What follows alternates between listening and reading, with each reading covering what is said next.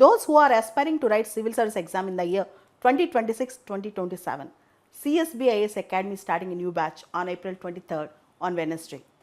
The new name of the batch is Vishwavasu.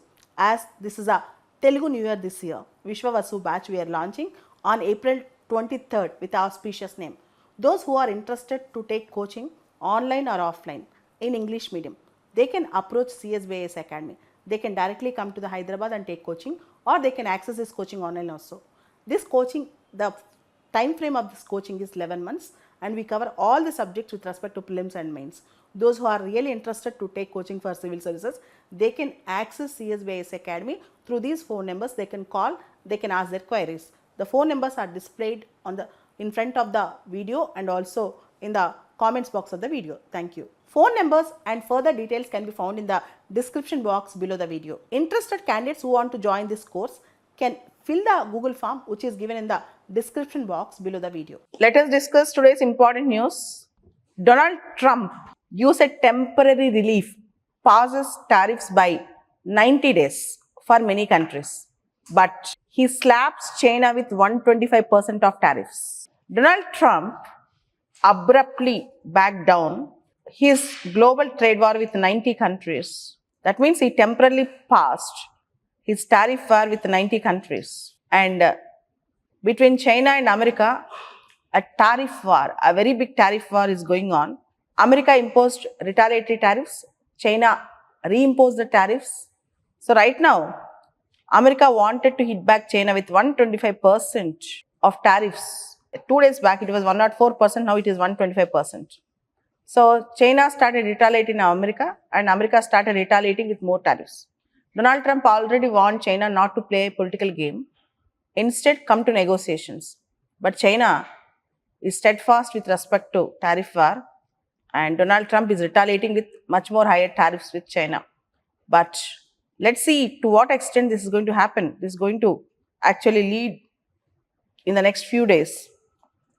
I have authorized a 90-day pause on higher tariffs that took effect on Wednesday, that is on April 9th.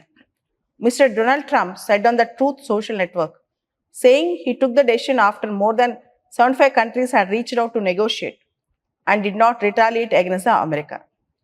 Based on the lack of respect that China has shown to the world's markets, I am hereby raising the tariffs charged to China by the US to 125%, effective immediately, said by Donald Trump.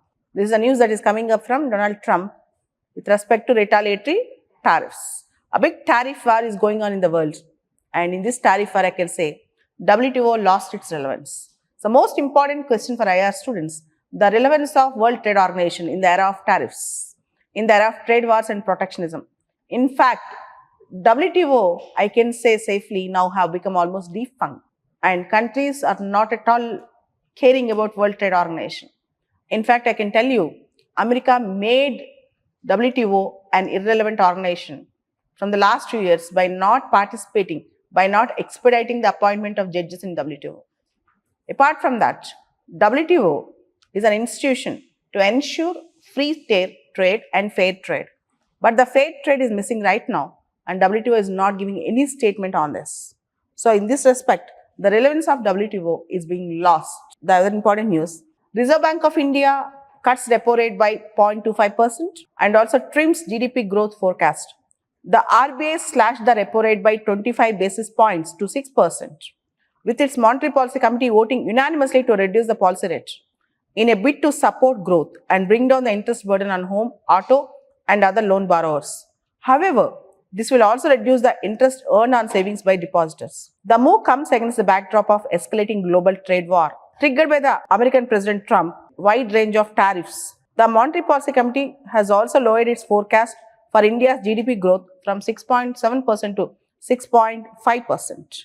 So this is the thing. This is the second time in a row that Monetary Policy Committee has cut the repo rate by 25 basis points, and now interest rates should be reduced so that circulation of money in the market will be increased, growth will be boosted. Otherwise, with the tariff wars and international fluctuations, with less circulation of money, we will have to face problems.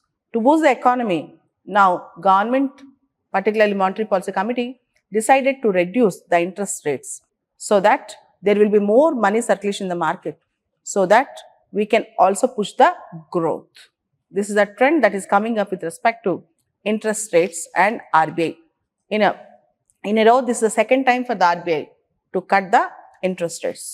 Coming back, the other important news that is coming up is India ends transshipment facility for Bangladesh exports. See, as a gesture of goodwill, we allow Bangladesh goods to have a transshipment from India.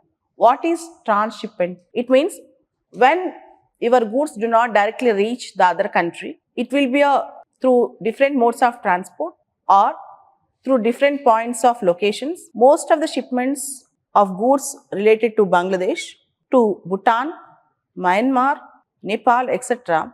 will traverse through India. So, India gives transshipment facility to Bangladesh. That means Bangladesh goods, change of cargo, shifting of cargo or change of transport mode, all these things can happen in India. And India have given certain permissions to Bangladesh in 2020 with respect to that. Now, in 2020, India has started allowing the transshipment of cargo from Bangladesh through Indian land customs stations, which would then be sent to their final destinations. But now, India cancelled. You know why? The reason is, recently, in his visit to China, Mohammad Yunus, the chief advisor of Bangladesh interim government, said, Bangladesh is the guardian of Indian Ocean. The northeastern states in India are landlocked. And India retaliated immediately by saying, we have a large coast of Bay of Bengal, almost 6,500 kilometers. So, you are no way concerned with our issues. And we have proper coastline and coast security. You are not the guardian of Indian Ocean. India retaliated. Now, India wanted to tell a lesson. For that reason, India have ended transshipment facility to Bangladesh exports to various countries through India. This is an interesting news. Coming back, Tahir Hussain Rana, Pakistan-born Canadian-American national, who was a mastermind behind Mumbai terror attacks in 2008. Tahir Hussain Rana, the Pakistan-born Canadian-American national, who was wanted in connection with Mumbai terror attacks, has been extradited by the US and is expected to arrive in India today, that is on April 10th, to face the trial in India. This comes 17 years after the attacks that killed over 166 people in 2008. Officials involved in investigation and diplomatic sources confirmed that US authorities handed over the custody of 64-year-old Rana to a special team of NIA, National Investigation Agency of India. The Indian plane carrying Rana and NIA officials is likely to land in the New Delhi today. Rana will then be transferred to the custody of the trial process will begin very soon. Say, we have waited for 17 years to get the mastermind behind 26/11 attacks to come to the trial process in India. So, extradition means if a criminal commits a crime in a country and goes to the other country, if the other country sends back the criminal to the country where the crime is committed, then it is called extradition. Generally, there are various types of extraditions. Criminals sometimes and sometimes refugees. There are many issues, but the thing is here, criminal extradition is very, very important, and extradition treaties also exist between the countries. Based on the extradition treaties, countries extradite. We are also asking to extradite Vijay Mallya, Nirav Modi, etc. from foreign countries. They are staying back from decades. Coming back, the central government approves 63,000 crore deal for procuring 26 Rafale M jets from France. The Cabinet Committee on Security, headed by the Prime Minister Narendra Modi, approved a nearly 63,000 crore deal for procurement of 26 Rafale M fighter jets from France for the Indian Navy. The contract is expected to be concluded later this month. It includes 22 single-seater jets that can operate from aircraft carriers and 4 twin-seater trainer jets which are not carrier compatible. The Cabinet Committee on Security's approval for the government-to-government deal is in the final stage and the agreement now awaits formal conclusion. It is expected to be signed during the French Defense Minister's visit to India, likely later this month. It's an interesting news. Okay, coming to Hindu paper editorial page today. There's a news article with respect to governor's powers. See, no authority functioning under the constitution is above the constitution. It might be governor, president, judiciary, any authority should work within the framework of the constitution. There's an article in the constitution, article 200. After bills are being passed by the state legislature, they will go to the governor for his assent. But in article 200, there is no time frame given to the governor to assent the bills or to withhold the bills or to reserve the bills for the consideration of the president. Taking this vacuum as an advantage, many governors are sitting on the bills. Recently, Supreme Court have given stern remarks on Governor of Tamil Nadu for his inaction with respect to 12 bills which are pending for almost 3 to 5 years. Some of the bills are related to the appointment of vice chancellors in Tamil Nadu. In Article 200, there is a word called as soon as possible. But governor can not sit on the bills indefinitely. He cannot sit on the bills indefinitely. We should also know that. And the Supreme Court have given so many remarks stating that the spirit of democracy should be uplifted. Constitutional value should be uplifted. Governor's post is not a political post. He should not take biased decisions. He should have bona fide intention. The Supreme Court's judgment on the conduct of Tamil Nadu's governor, R.N. Ravi, is said to have a far-reaching impact on center-state relations, underscoring as it does India's federal principles in what are undoubtedly fraught times. The verdict enhances the administrative autonomy of states and regulates the functioning of constitutional officers, with implications for the entire country. In the case in which Mr. Ravi handling of 10 bills passed by the State Assembly, the court has effectively changed how governors carry out their constitutional responsibilities. The intervention comes at the time when tensions between governors and governments in the states ruled by the parties other than the BJP have peaked, especially over the issues such as appointment of vice chancellors to the state-run universities, where governors serve as chancellors. It is not coincidence that bills at the heart of the case sought to replace the governor with state government as the authority for the appointment of vice chancellors. Mr. Ravi had forwarded these bills to the president after they were re-adopted by the state assembly. The court held that all the bills which are pending with the president are deemed to have been received the assent. This is the first time the Supreme Court used this power under Article 142 to give assent to the bills which are pending with the president.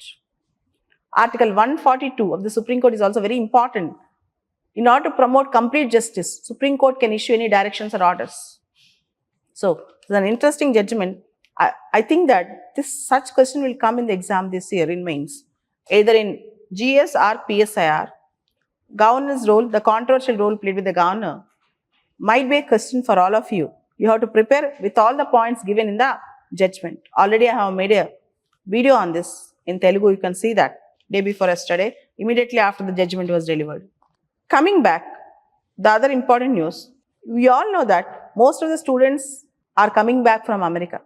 Most of the students, they don't have faith on American setups right now. Forecasting America's future in the coming years, it is advised not to depend for employment and other things in America. The ongoing program of revoking visas of foreign students in America, ostensibly for opposing the country's foreign policy, is a direct outcome of xenophobic tendency in Trump's administration. The danger is that Make America Great Again movement that propelled Donald Trump into the presidency may soon permeate deep into campus life too in American universities. In any case, the number of Indian students enrolling in American universities has been on a downside since last year, even before the drumbeats of hostility started. That means American universities students' enrollment got decreased, foreign students. Indian students are already finding other countries such as Germany attractive for lower costs and greater flexibility to self-fund their education through work. Enrollment figures for September this year will demonstrate how attractive the US still is for the Indian students, despite the looming cancellation of optional practical training program that offered a segue for foreign students to work in US. So, foreign students are not allowed to work out of campuses. They are being punished very badly. Few days back, I met a man who said, even if you commit an small illegal things 2-3 years back, you are liable to be deported if you are caught. So that is the condition in America. Advice not to go right now. This is not the time. Till Donald Trump's tenure gets completed, it's very dangerous because even a small illegality might attract big punishments like deportation. Small illegal. Generally, we do certain illegal things to sustain ourselves. Right? For example, if an Indian student goes to America, he will do some job without proper documents. He will go and ask a job in restaurant. If you are caught, then you have to face a dangerous situation. Why should we face such dangers, right? Waqf Act was passed very, very fast. Waqf Act 2025 is now an act. Many petitions were filed in the Supreme Court against Waqf Act, stating that the autonomy of minorities, particularly Waqf property, was taken away. Waqf boards were diluted and the minority rights were diluted. Article 26 of the Indian Constitution, which deals with right to minorities to start their religious minority institutions, is also being diluted, Article 26. Under Article 26, they can manage their own properties, even it is being diluted. In fact, many of the Muslim minorities are saying the entire Waqf Act is against the Muslim community. So, most of them are not happy with the Waqf Act. Supreme Court to hear pleas against Waqf law on April 16th. Over 10 petitions, including those filed by politicians and All India Muslim Personal Law Board and Jamiat Ulama-e-Hind, were filed in the top court challenging the new Waqf law. The petitioners argued that the provisions in 2025 amendments imposed arbitrary restrictions on Waqf properties and their management, thereby undermining religious autonomy of Muslim community. So their complaint is religious autonomy of Muslim community was undermined. This was a complaint. Coming back, our finance minister Nirmala Sitharaman is in UK. India-UK optimistic about trade deal, but deny Trump tariffs causing added urgency. Now India and most of the countries in the world really are in urgency to have trade deals with other countries, to have an alternative routes for trade. You all know that the reason. You all know the reason, right? Donald Trump's trade wars. Coming back, revised Aadhaar law to sync with Personal Data Protection Act. IT Minister Ashwin Vaishnaw lays emphasis on public convenience as a priority for new Aadhaar law. So we are going to have new Aadhaar law. Union Minister of Electronics and Information Technology Ashwin Vaishnaw asked the UDAI, Unique Identification Authority of India, to come up with a new law for Aadhaar that is compatible with Digital Personal Data Protection Act 2023. When the Aadhaar Act was enacted in 2016, there was no horizontal privacy law covering all sectors. Now we have the Digital Personal Data Protection Act 2023 and the rules for the Act are almost finalized and will be notified. So there should be a sync between Aadhaar law and DPDP Act.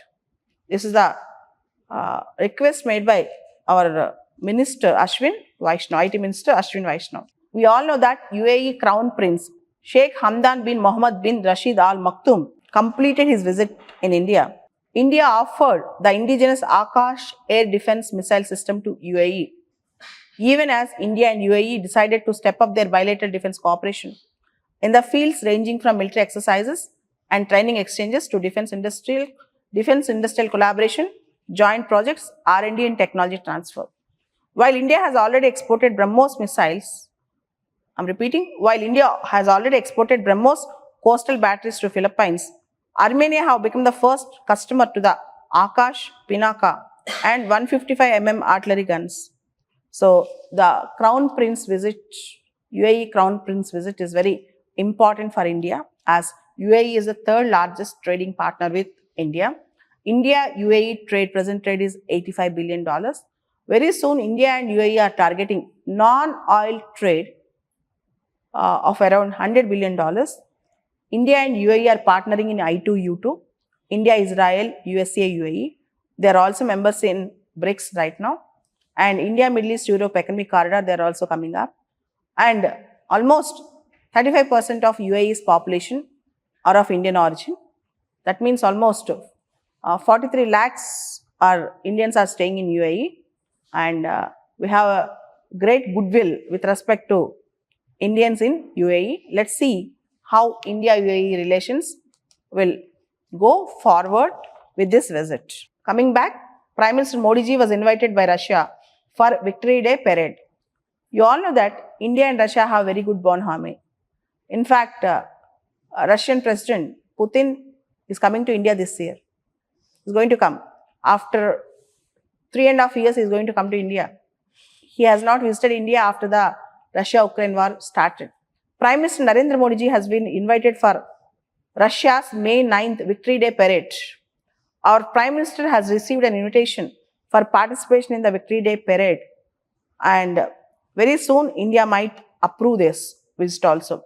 The Victory Day celebrations will mark the 80th anniversary of Russia's victory over Germany in World War II. Coming back, we have an interesting news. India has commemorated the 10th anniversary of Sagar, security and growth for all in the region, by upgrading it to Mahasagar vision. Now, Sagar is Mahasagar. Whenever you write Sagar, it is no more Sagar, it is Mahasagar. During his visit to Mauritius in March 2025, our Prime Minister Narendra Modi unveiled India's Mahasagar vision, representing mutual and holistic advancement for security and growth across regions. Mahasagar means mutual and holistic advancement for security and growth across regions. Within a month of its announcement, India is poised to launch its Mahasagar initiative in collaboration with the littoral countries of Western Indian Ocean region. From 13th to 18th April, the Indian Navy is partnering with Tanzania's People's Defense Forces. Will conduct 6-day large war game titled AIKEME, AIKEYME, Africa India Key Maritime Engagement. So very important, AIKEME, Africa India Key Maritime Engagement. So Mahasagar, AIKEME. So most important terms which we need to remember. So most important things. I think they might even ask the full form of Mahasagar. What is Mahasagar? MAHA, Mahasagar. Mutual and holistic advancement for security and growth across regions. So there's a news from Assam. One-horned rhinos, the most beautiful one-horned rhinos, a vulnerable species. One-horned rhinos are vulnerable. Now, they may get better space in Assam's Kaziranga National Park and also Pobitara Wildlife Sanctuary and West Bengal's Jaldapara National Park. The new Conservation Action Plan for One-horned rhinos, prepared by Wildlife Institute of India, which is located in Dehradun, with the help of rhino experts and forest departments, have proposed for translocation of more rhinos in order to address the growing pressure on its biggest habitats and enhance genetic health to protect their future. See, you should have good knowledge on one-horned rhinos because this might be a prelims question. The density of one-horned rhinos is more in Pobitara Wildlife Sanctuary. The density is more in Pobitara. Numbers are more in Kaziranga. This is a typical question. Where we can find more number of one-horned rhinos, it is in Kaziranga. Density of rhinos, Pobitara. Coming back, there's an interesting news. Uttar Pradesh is going to set up a branch of International Potato Research Institute in Agra. With the establishment of International Potato Research Institute in Agra and upcoming Center of Excellence in Saharanpur and upcoming centers of excellence in Saharanpur and Kushinagar, Uttar Pradesh is poised to become a hub for advanced potato research and value-added production. Uttar Pradesh is the leading state in India in potato production, contributing over 35% of India's total potato yield. UP's productivity is also higher than the national average, which ranges between 23 to 25 tons per hectare. And there is a strong potential for further improvement. So, Uttar Pradesh have set up a branch of International Potato Research Institute in Agra.